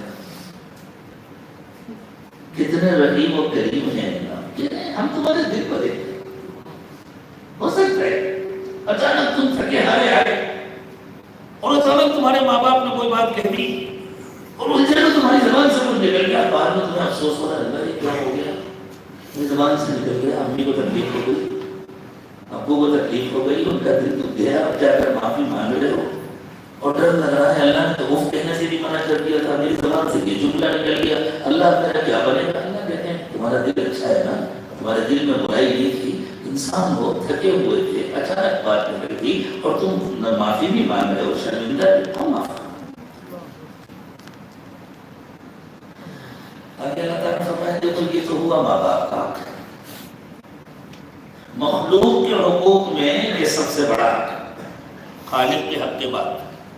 پہلے اللہ نے اپنا حق بیان کیا، وہ خالق کا حق ہے، خالق تو خالق ہے۔ مخلوق کے حقوق میں سب سے بڑا حق ماں باپ کا، ان کے بعد جو جتنا قریبی رشتے دار ہے اس کا اتنا حق ہے۔ ماں کے حوالے سے سب سے قریبی رشتہ نانی سے، ماموں سے، خالہ سے، تو ان کا بھی حق ہے تمہارے۔ باپ کے حوالے سے سب سے قریبی رشتہ دادا سے، چچا سے، پھوپھو سے، ان کا بھی حق ہے تمہارے۔ اگر وہ ضرورت مند ہے، اگر ان کو تمہاری خدمت کی ضرورت ہے، تب تو تمہارے لیے واجب ہے کہ تم ان کی خدمت کرو۔ لیکن اگر وہ ضرورت مند نہیں ہے، تب بھی تمہارے ذمہ ان کا حق ہے کہ تم ان کا دل خوش کرو، وقتاً فوقتاً ان سے ملتے جلتے رہو۔ اگر اللہ تعالیٰ نے تم کو اپنی نعمتوں سے نوازا ہے تو ان کو ہدیے دو، تحفے دو، ان کے بچوں کی خوشیوں میں شرکت کرو، ان کو ہدیے تحفے دو، تاکہ ان رشتے داروں کا دل خوش ہو۔ اور اگر وہ ضرورت مند ہے تب تو اپنی کچھ ضرورتیں کاٹو اور ان کی خدمت کرو۔ وَآتِ ذِي الْقُرْبَى حَقَّهُ، رشتے دار کو اس کا حق ادا کرو۔ یہ اللہ تعالیٰ نے کمائی میں مقرر نہیں کیا اتنے پرسنٹ رشتے داروں کے لیے ہے، لیکن لفظ حق استعمال کر کے بتایا کہ تم اپنے رشتے داروں کو دے کر کے احسان مت سمجھنا، یوں سمجھنا کہ یہ ان کا حق ہے، اور حق تو یہ ہے کہ ہم سے حق ادا نہیں ہو سکتا۔ ہمیں تو اور زیادہ کرنا چاہیے تھا، ان کا تو اور زیادہ حق پر حق ہے، ہم تو کم کر سکتے۔ پھر بدلہ تم کو اللہ دے۔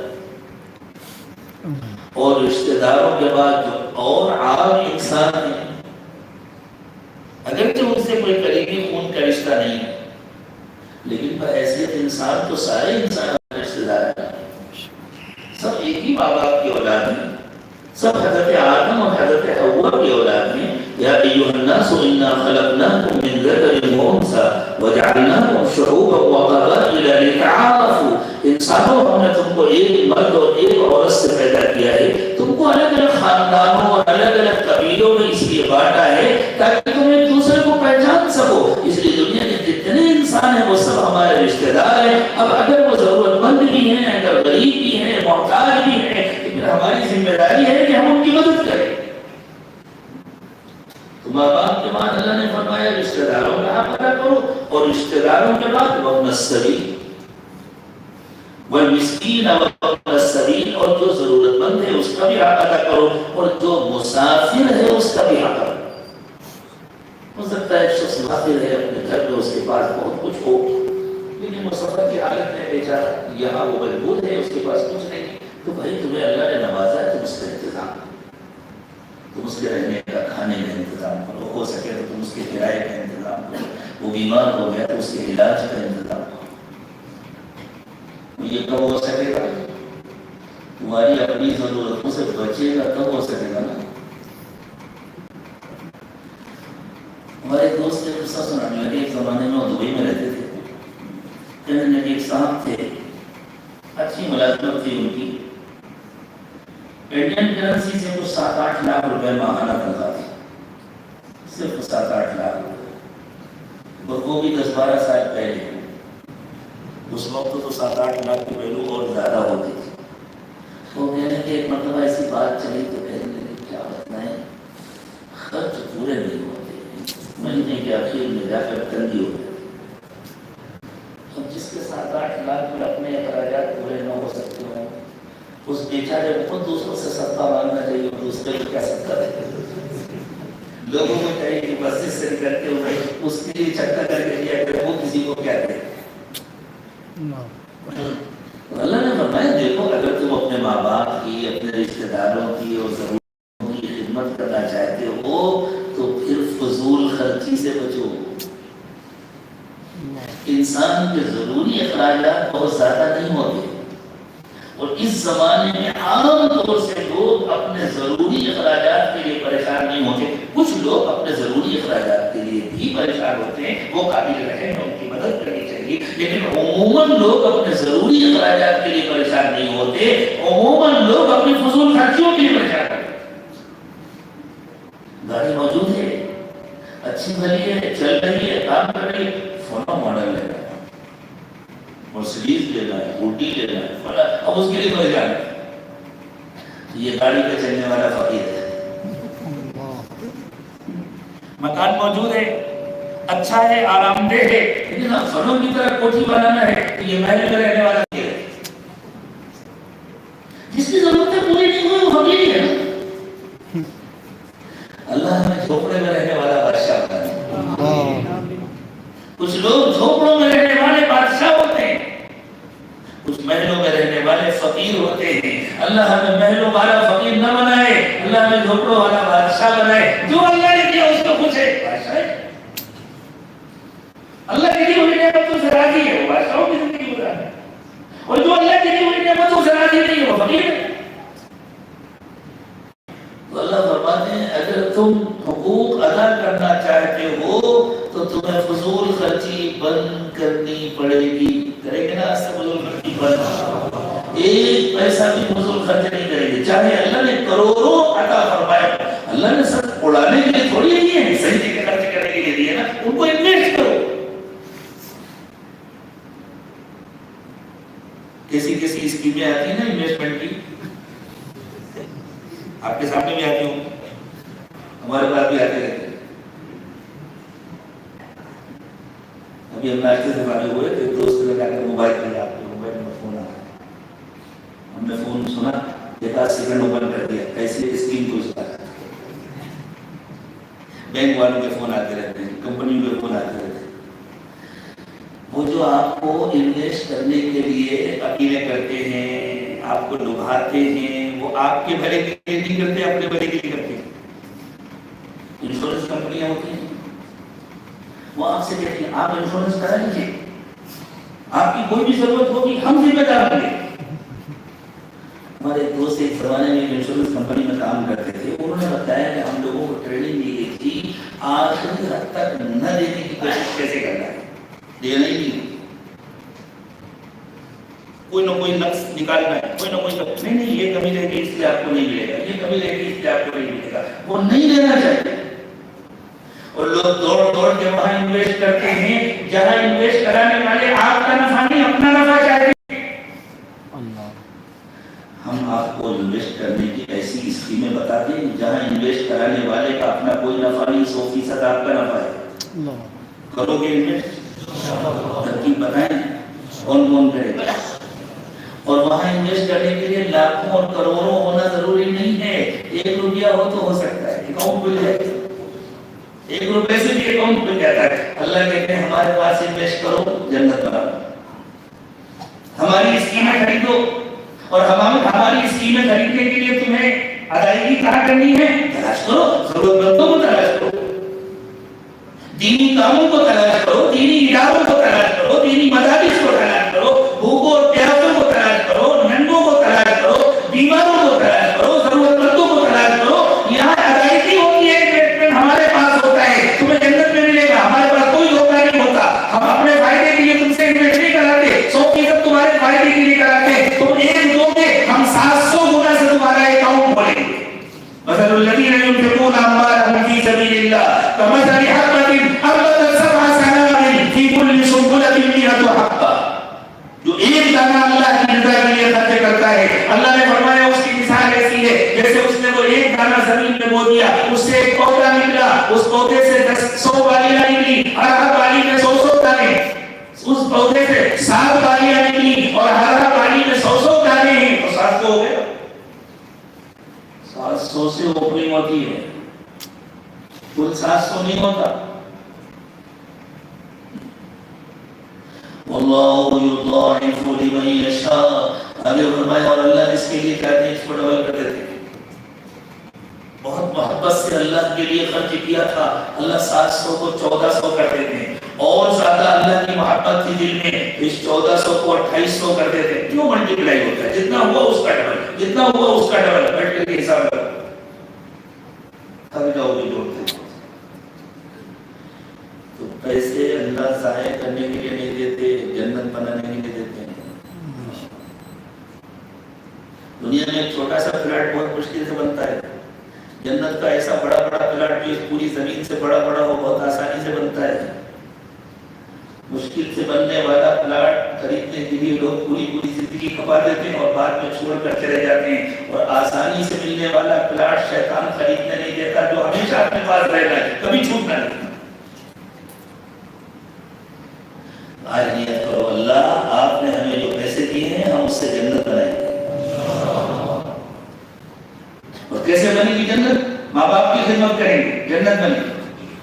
خالہ ماموں چچا پھوپھی قریبی رشتے دار ان کی خدمت کریں گے، جنت بنے گی۔ دور کے رشتے دار ان کی خدمت کریں گے، جنت بنے گی۔ یتیموں مسکینوں بیواؤں کی خدمت کریں گے، جنت بنے گی۔ مسجدوں کی خدمت کریں گے، مدرسوں کی خدمت کریں گے، خانقاہوں کی خدمت کریں گے، علماء کی خدمت کریں گے، اساتذہ کی خدمت کریں گے، ہر بڑے کی ہر ضرورت مند کی خدمت کریں گے، جنت بنے گی۔ یہ سب ادائیگی کے مواقع ہیں، یہاں ادائیگی ہوتی ہے۔ جیسے کمپنیاں اپنے ایجنٹ بھیجتی ہے نا، ہمارے کسی بھی ایجنٹ کو دے دیجیے ہمارے پاس آ جائے گا۔ اللہ کہتے ہیں کہ سب ہمارے ایجنٹ ہیں، ہمارے کسی بھی ایجنٹ کو دے تو ہمارے پاس آ جائے گا، ہم جنت کو تمہارا اکاؤنٹ بول دیں۔ اللہ جھوٹ نہیں بولتے، ان اللہ لا یخلف المیعاد۔ اللہ کیا ڈوبتا نہیں ہے، اللہ کیا جلتا نہیں ہے، اللہ کیا بینک بولتا نہیں ہے۔ ہمارے یہاں تو بینکوں سے کم کیا ہو جائے گا کوئی پتہ نہیں۔ اللہ کیا کبھی ڈوبتا نہیں۔ میرے دوستو فضول خرچی ہم سے کون کراتا ہے؟ ہمارا سب سے بڑا دشمن کون ہے؟ ہم معلوم ہے اس کے نہیں معلوم کون ہے ہمارا سب سے بڑا دشمن؟ شیطان۔ اللہ کرے ہم ہمیشہ اسے اپنا دشمن سمجھے۔ اللہ کہتے تم سے فضول خرچی شیطان کراتا ہے۔ فلاں ہوٹل میں چلو وہاں ہوتا بہت اچھا ہے، اور فلاں ہوٹل کی بریانی بہت عمدہ ہے، فلاں ہوٹل کی چائے بہت اچھی ہے، اور فلاں دکان کا پان بہت اچھا ہے، اور فلاں جگہ یہ اچھا، گھومنے جا رہے ہیں، پھرنے جا رہے ہیں، لمحہ اڑا رہے ہیں۔ میں جائز تفریح سے منع نہیں کرتا، لیکن وہ بھی ایک حد تک، روز روز نہیں، لیکن پیسے بچا کر اپنی جنت بنانے کی کوشش کریں۔ زندگی چھوٹی سی ہے، اسی زندگی میں جنت بنانی ہے، اسی زندگی میں اپنی آخرت بنانی ہے۔ تو اللہ نے فرمایا جو فضول خرچی سے نہیں بچے گا وہ کسی کا حق نہیں ادا کر سکے،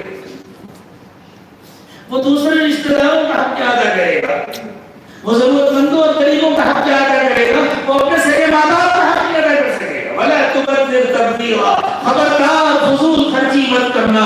إِنَّ الْمُبَذِّرِينَ كَانُوا إِخْوَانَ الشَّيَاطِينِ، فضول خرچی کرنے والے شیطانوں کے بھائی ہیں۔ وَكَانَ الشَّيْطَانُ لِرَبِّهِ كَفُورًا، اور شیطان اپنے رب کا نافرمان۔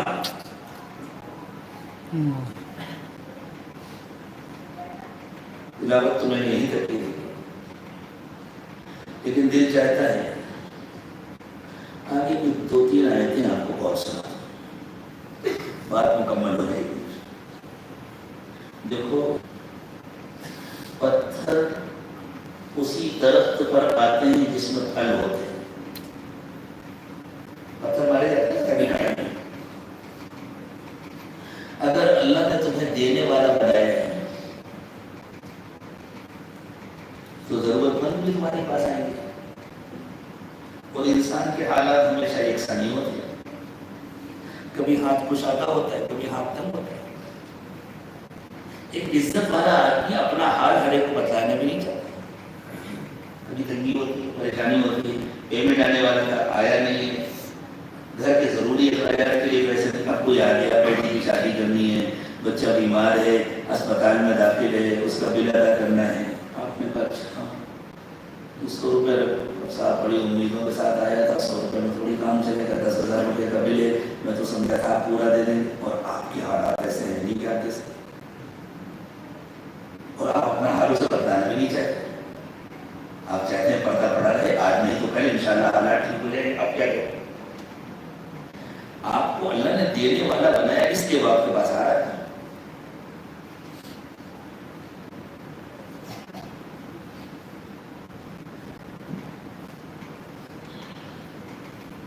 آپ نے کہا اچھی بات ہے، تمہاری بچی کی شادی میں تو بھی 4 مہینے باقی ہے نا، ٹھیک ہے میں انشاءاللہ کوشش کروں گا، اور آپ کو امید ہے پیمنٹ آ جائے تو میں انشاءاللہ اس کا بھی انتظام کر دوں گا۔ اب وہ آیا نہیں، آج کل جلدی سے کسی کا پیمنٹ آتا ہے، جو لے کے بیٹھ جاتے ہیں وہ تو منہ بھی نہیں دکھاتے، کال بھی نہیں ریسیو کرتے، آ کر بڑی محبت اور عقیدت سے ملنے والے شکل دکھانے کو تیار نہیں ہوتے۔ سب کو تجربے ہوتے ہیں، ہم کو بھی،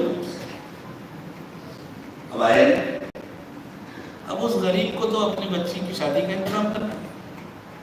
وہ 15 دن بعد پھر آ گیا صاحب کو کچھ انتظام کرنا ہے, اگر ہو گیا ہو تو دیکھیں آپ کے پاس والے. تو آپ نے کہا بھائی آپ چاہیں میں کروں گا انشاءاللہ, میں خود فون کر کے بلا لوں گا, میں نے آپ کا نمبر لیا. وہ 5 دن بعد پھر آ گیا, یا اس نے آپ کو فون کیا, دیندار تو ہوگی نا. اب شیطان دل میں ڈالے گا تم نے اس سے کوئی قرض تھوڑی لیا ہے, یہ تو اس طرح مانگ رہا ہے کہ وہ اس کا قرض ہے. تمہارا جن کے اوپر قرض ہے تو ان سے اس طرح نہیں مانگ پاتے, اس طرح مانگ رہا ہے. اللہ کہتے ہیں کہ یہاں تمہارا امتحان ہے, جلاؤ گے تو اس غریب کا دل ٹوٹ جائے گا. اور ہمیں معلوم ہے تمہارے پاس دینے کو نہیں ہے, اپنے اوپر کنٹرول کرو, محبت کا جواب دو. یہ کنٹرول کرنا کہاں سے آئے گا؟ یہ جو آپ لطائف کی محنت کرتے ہیں نا, ان لطائف کی محنت سے یہ کنٹرول آئے گا. اس لیے ذکر کی محنت کرائی جاتی ہے, اس لیے اسباب کرائی جاتے ہیں, اس لیے مراقبے کرائی جاتے ہیں. ان لطائف پر محنت کر کے انسان بنتا ہے, انسان اندر سے مضبوط ہوتا ہے, انسان اندر سے اچھا انسان بنتا ہے. تو اللہ نے فرمایا وَإِمَّا تُعْرِضَنَّ عَنْهُمُ ابْتِغَاءَ رَحْمَةٍ مِّن رَّبِّكَ تَرْجُوهَا. ہر لفظ کا ترجمہ کر کے سمجھانا آسان نہیں, میں اس کا خلاصہ عرض کر رہا ہوں. اگر تم کسی کی فی الوقت خدمت نہیں کر پا رہے اس لیے کہ اللہ کی کسی آنے والی رحمت کا تم کو انتظار ہے کہ وہ رحمت آئے گی تو میں انشاءاللہ اس کی خدمت کر سکوں گا, ابھی نہیں کر پا رہے تم خدمت, فَقُلْ لَهُمْ قَوْلًا مَيْسُورًا. تو جھڑک کر جواب مت دینا, نرم جواب دینا. وہ تو بیچارہ ضرورت مند ہے, اسے اور کہیں سے امید نہیں, تو وہ تو کہے صاحب آپ کمال کرتے ہیں, 3 مرتبہ آپ لوٹا چکے, میں اتنی امید کے ساتھ آتا ہوں, وقت قریب آ رہا ہے, مجھے شادی کرنی ہے, اور تو کہیں سے امید تھی, آپ سے امید تھی, آپ نے وعدہ بھی کیا تھا کہ میں کروں گا. وہ ایسے بات کرے گا میں اس نے قرض کیا ہوا ہے. اللہ کہتے ہیں تم ایسے بات کرو جیسے واقعی تم نے قرض کیا. یہ ہے تمہارا امتحان, اس کا دل نہ ٹوٹنے پائے, نرمی سے محبت سے اس کو جواب دو. کیا پتا اس کی برکت سے اللہ تمہارے اٹکے ہوئے کام بنا دے, اس کی برکت سے اللہ تمہارا پیمنٹ ریلیز کرا دے, اس کی برکت سے اللہ تم کو آگے بڑے نقصانات سے بچا دے. کتنی پیاری تعلیمات ہیں اللہ کی. ہماری زندگیاں ایسی بن جائیں تو ہمارا سماج پھولوں کا گلدستہ بن جائے, ہم ایک دوسرے کے لیے سراپا محبت اور رحمت بن جائے. اور ایسے ہی تھے اللہ کے صحابہ کرام, اور ایسے ہی ہوتے ہیں اللہ کے دیندار بندے اور بندیاں. پھر اللہ نے فرمایا اگلی بات سنو, جب تمہارے پاس پیسے ہوں تو دونوں ہاتھ سے لٹانا میں شروع کر دو.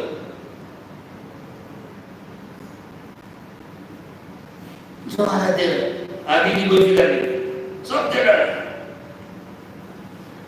نہ ایسے بخیل بنو کہ گویا ہاتھ گردن میں بندھا ہوا ہے کوئی کہیں نہیں, نہ ایسے سخی بنو کہ سب اٹھا کے لٹا ڈالو, یہ بھی اللہ کو پسند نہیں ہے.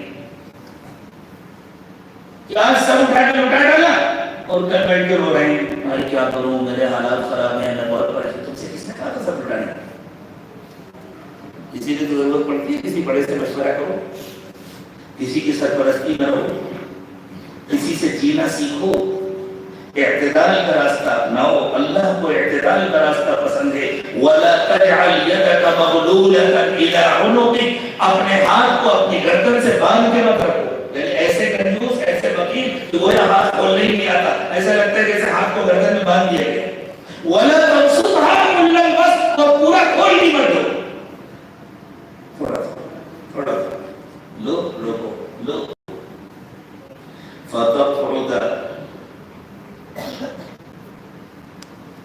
فتقعد ملوما محصورا. اگر تم نے آج سب خرچ کر دیا, اب تک تمہارے پاس کچھ ہے تو تمہارے دل میں حسرت ہوگی, تم پریشان ہوگے, اور لوگ تمہیں ملامت کریں گے. ہاں کل تو حاتم طائی کی قبر میں لات مار رہے تھے, آج بیٹھے ہوئے ہیں گھر میں چولہا جلانے کے لیے انتظام نہیں. ایسا نہیں. جتنا اللہ نے دیا ہے اس میں سے اپنے اوپر بھی خرچ کرو, اپنے ماں باپ پر بھی خرچ کرو, اس میں سے اعتدال کے ساتھ ضرورت اور اپنے بال بچوں کے لیے کچھ کل کے لیے بچا کر بھی رکھو. بچا کر رکھنا اللہ کو ناپسند نہیں ہے. اگر بچا کر رکھنا ناپسند ہوتا تو اللہ تعالیٰ زکوٰۃ کا حکم ہی نہ نازل کرتے، اس لیے کہ زکوٰۃ تو سال گزرنے کے بعد فرض ہوتی ہے. سال بھر بچت رہی تب تو زکوٰۃ فرض ہو جائے.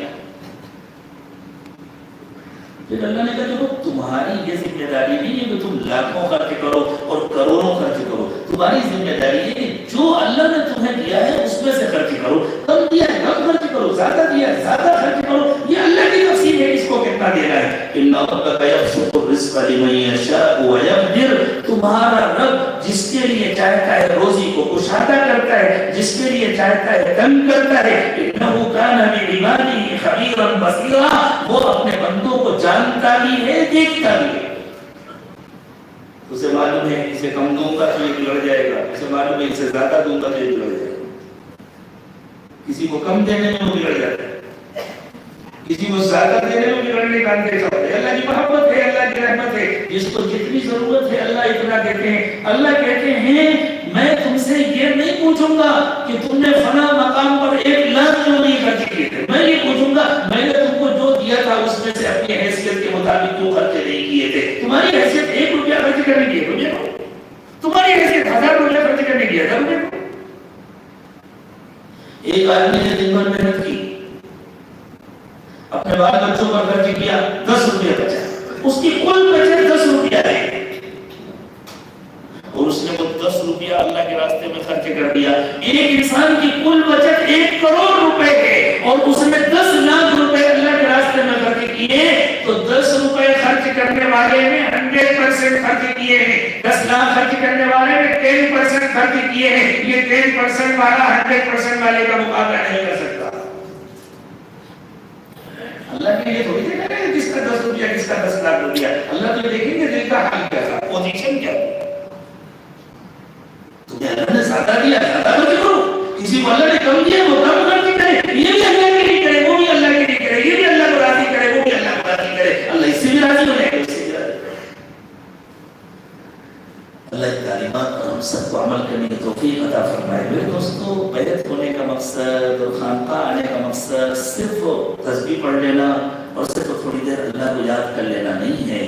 بیعت ہونے کا اور خانقاہ آنے کا مقصد یہ ہے کہ اللہ ہمیں جتنا اچھا انسان بنانا چاہتے ہیں ہمیں اتنے اچھے انسان بناتے ہیں. حضرت محمد صلی اللہ علیہ وسلم ہماری جیسی تربیت کرنا چاہتے ہیں، ہم اپنی ایسی تربیت کی فکر کر لیں اور ہم اتنے اچھے انسان بن جائیں.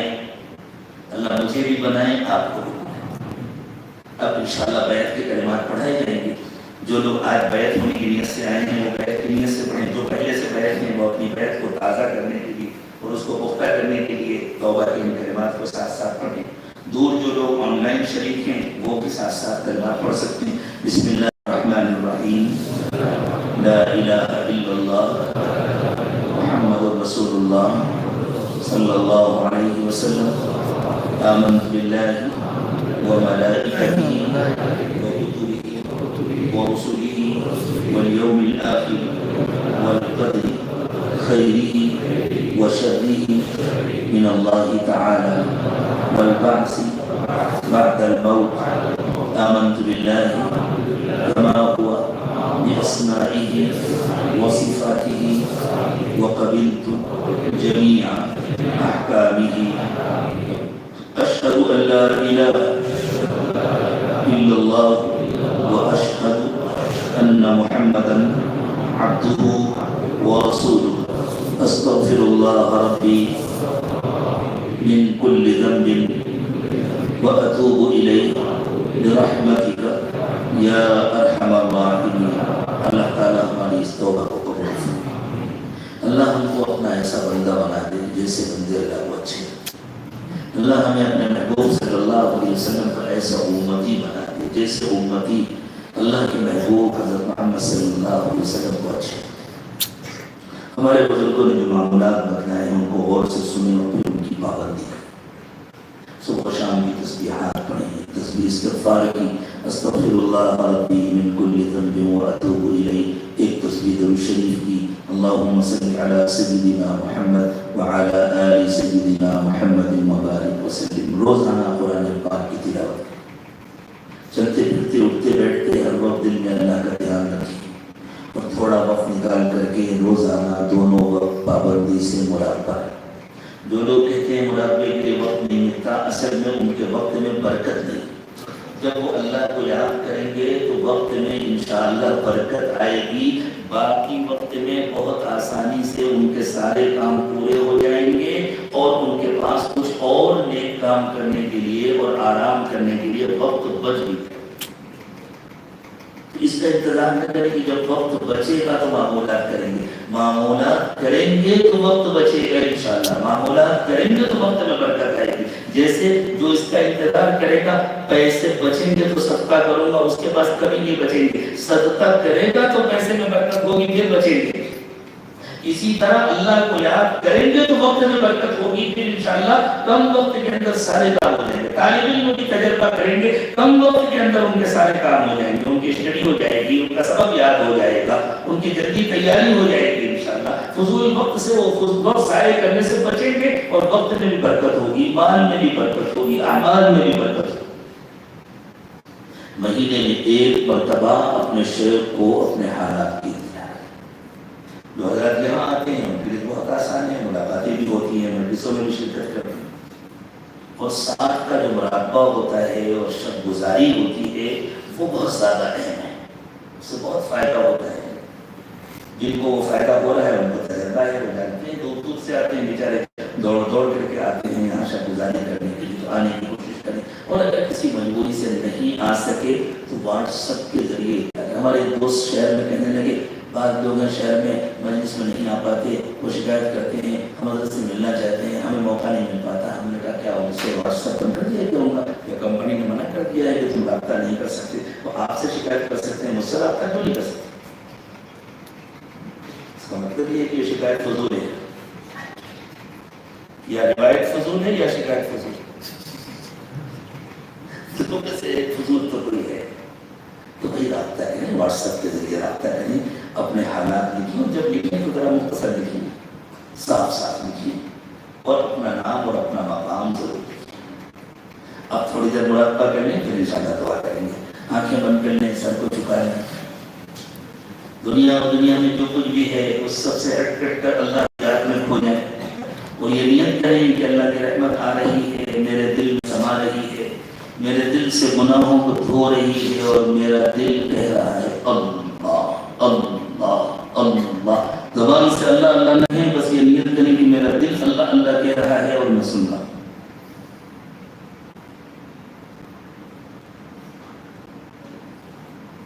इलाही करम तेरा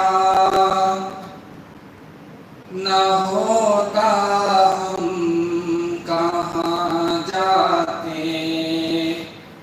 इलाही करम तेरा न होता हम कहाँ जाते। इलाही करम तेरा न होता हम कहाँ जाते। अंधेरों में भटक जाते, हिदायत हम नहीं पाते। अंधेरों में भटक जाते, हिदायत हम नहीं पाते। ये तेरी इनायत है जो तूने थाम रखा है। ये तेरी इनायत है जो तूने थाम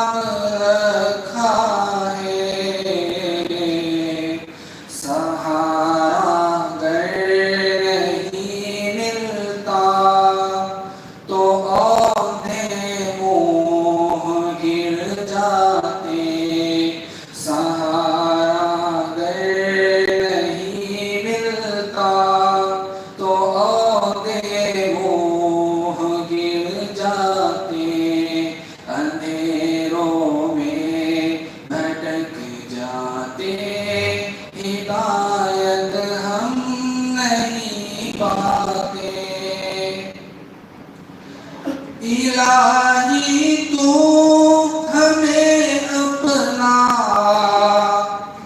بنا لے، ہم سے ہو راضی۔ الہی تو ہمیں اپنا بنا لے، ہم سے ہو راضی۔ تو بھر دے اس کو رحمت سے، یہ دامن ہم ہیں پھیلاتے۔ تو بھر دے اس کو رحمت سے، یہ دامن ہم ہیں پھیلاتے۔ الہی گر کرم تیرا نہ ہوتا ہم کہاں جاتے۔ مایوسی کی سیاہی میں کرن توبہ کی کر روشن۔ مایوسی کی سیاہی میں کرن توبہ کی کر روشن۔ بشر غلطی کا پتلا ہے، گناہ سرزد ہے ہو جاتے۔ بشر غلطی کا پتلا ہے، گناہ سرزد ہے ہو جاتے۔ بشر غلطی کا پتلا ہے، گناہ سرزد ہے ہو جاتے۔ الہی گر کرم تیرا نہ ہوتا ہم کہاں جاتے۔ فقیرہ چھوڑ دے سیاہ، منا لے رو کے اللہ کو۔ فقیرہ چھوڑ دے سیاہ، منا لے رو کے اللہ کو۔ فقیرہ چھوڑ دے سیاہ، منا لے رو کے اللہ کو۔ منائے جو نہ اللہ کو، وہ بن توبہ ہے مر جاتے۔ منائے جو نہ اللہ کو، وہ بن توبہ ہے مر جاتے۔ اندھیروں میں بھٹک جاتے، ہدایت ہم نہیں پاتے۔ اندھیروں میں بھٹک جاتے، ہدایت ہم نہیں پاتے۔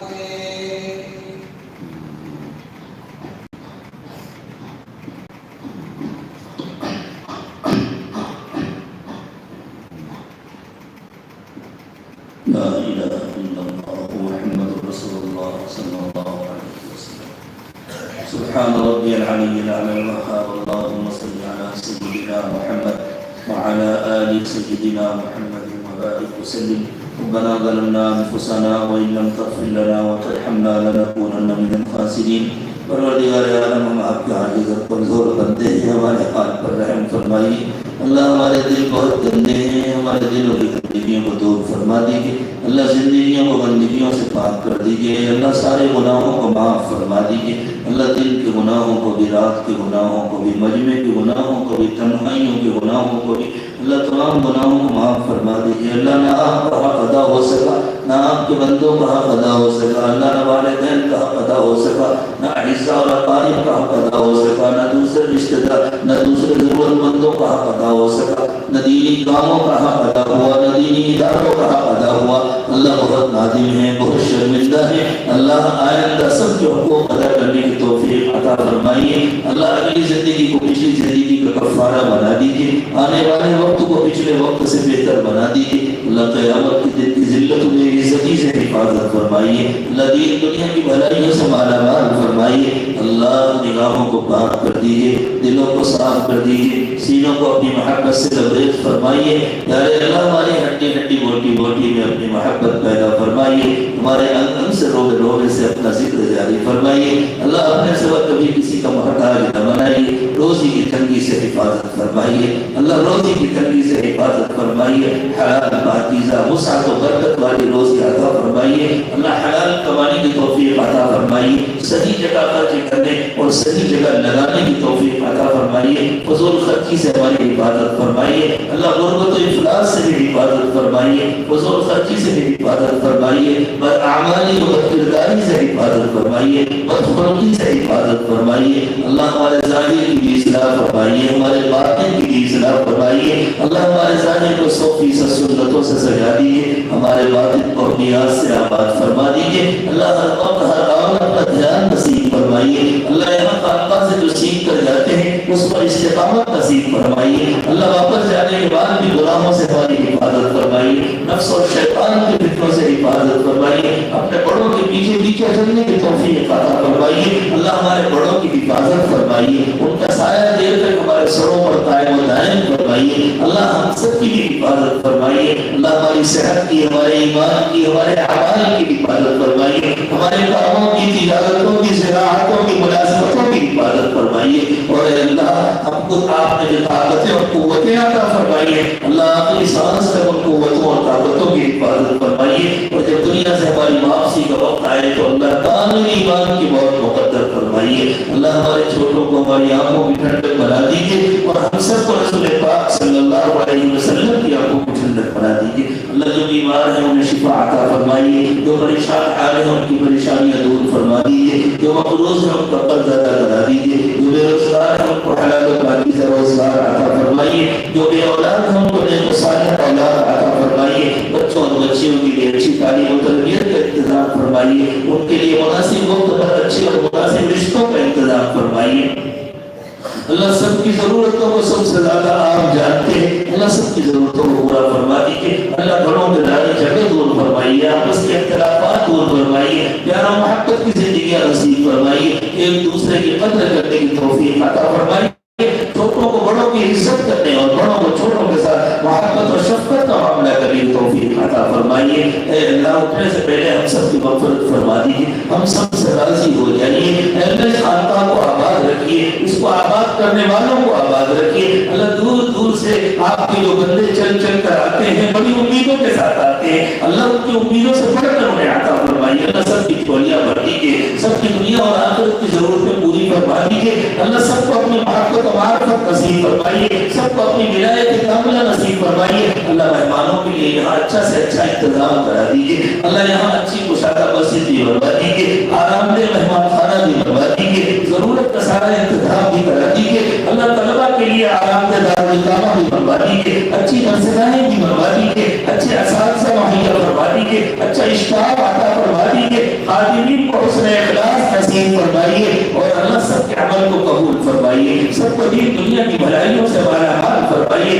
اللہ کسی کو محروم نہ فرمائیے، اللہ اس خانقاہ کی زیر نگرانی جتنے خدمت کے کام ہو رہے ہیں اللہ ان کو بے انتہا قبول فرما کر ان خدمت کے کاموں کو عمومی ہدایت کا ذریعہ بنا دیجیے، اللہ اپنے تمام بندوں اور بندیوں کو جہنم سے بچا دیجیے، اور اللہ ہم خادموں کی خدمت کو اس کے لیے قبول فرما دیجیے، اللہ عافیت کا معاملہ فرمائیے، اللہ ہم آپ کی رحمت کی بھی محتاج ہیں، آپ کی حفاظت کی بھی محتاج ہیں، اللہ مدد و نصرت کی فرمائیے، حفاظت بھی فرمائیے، اللہ نفس و شیطان کے فتنوں سے حفاظت فرمائیے، حاسدین کے حسد سے حفاظت فرمائیے، دوستی کے شکل میں دشمنی کرنے والوں سے حفاظت فرمائیے، اللہ اور تو زندگی کے امتحان سے محفوظ فرمائیے، ہر قسم کی آزمائش سے محفوظ فرمائیے، اللہ شیطان کے اور دجال کی فتنوں سے حفاظت فرمائیے، اللہ قبر میں ہمارا حساب آسان فرما دیجیے، ہماری قبروں کو جنت کی کیاری بنا دیجیے، ہماری قبروں کو جہنم کا گڑھا نہ بنائیے، اللہ کو صراط سے گزرنا آسان فرما دیجیے، رسول مقبول صلی اللہ علیہ وسلم کے ہاتھوں جامع کوثر پلوائیے، اور اللہ حضور کی شفاعت کے ذریعے ہمیں جنت الفردوس میں اولین داخلہ نصیب فرمائیے، پیارے اللہ جو مانگا وہ بھی عطا فرمائیے، جو مانگنا چاہیے نہیں مانگ سکے وہ بھی عطا فرمائیے، فرمائیے، اللہ بغیر مانگے عطا فرمائیے، مانگنے کا سلیقہ عطا فرمائیے۔ دو طریق جن لوگوں نے دعاؤں کے لیے کہا ہے ان کو ہم سے اچھی توقعات ہیں، اللہ ان کی توقعات سے بڑھ کر انہیں عطا فرمائیے۔ وصلی اللہ تعالی علی خیر خلقہ محمد وعلی آلہ واصحابہ اجمعین برحمتک یا ارحم الراحمین۔ دیکھیں جو اعلانات ہوں گے ان کو توجہ سے سنیں اور مسافے کے لیے ایک ترتیب سے تشریف لائیں، بھیڑ نہ لگائیں۔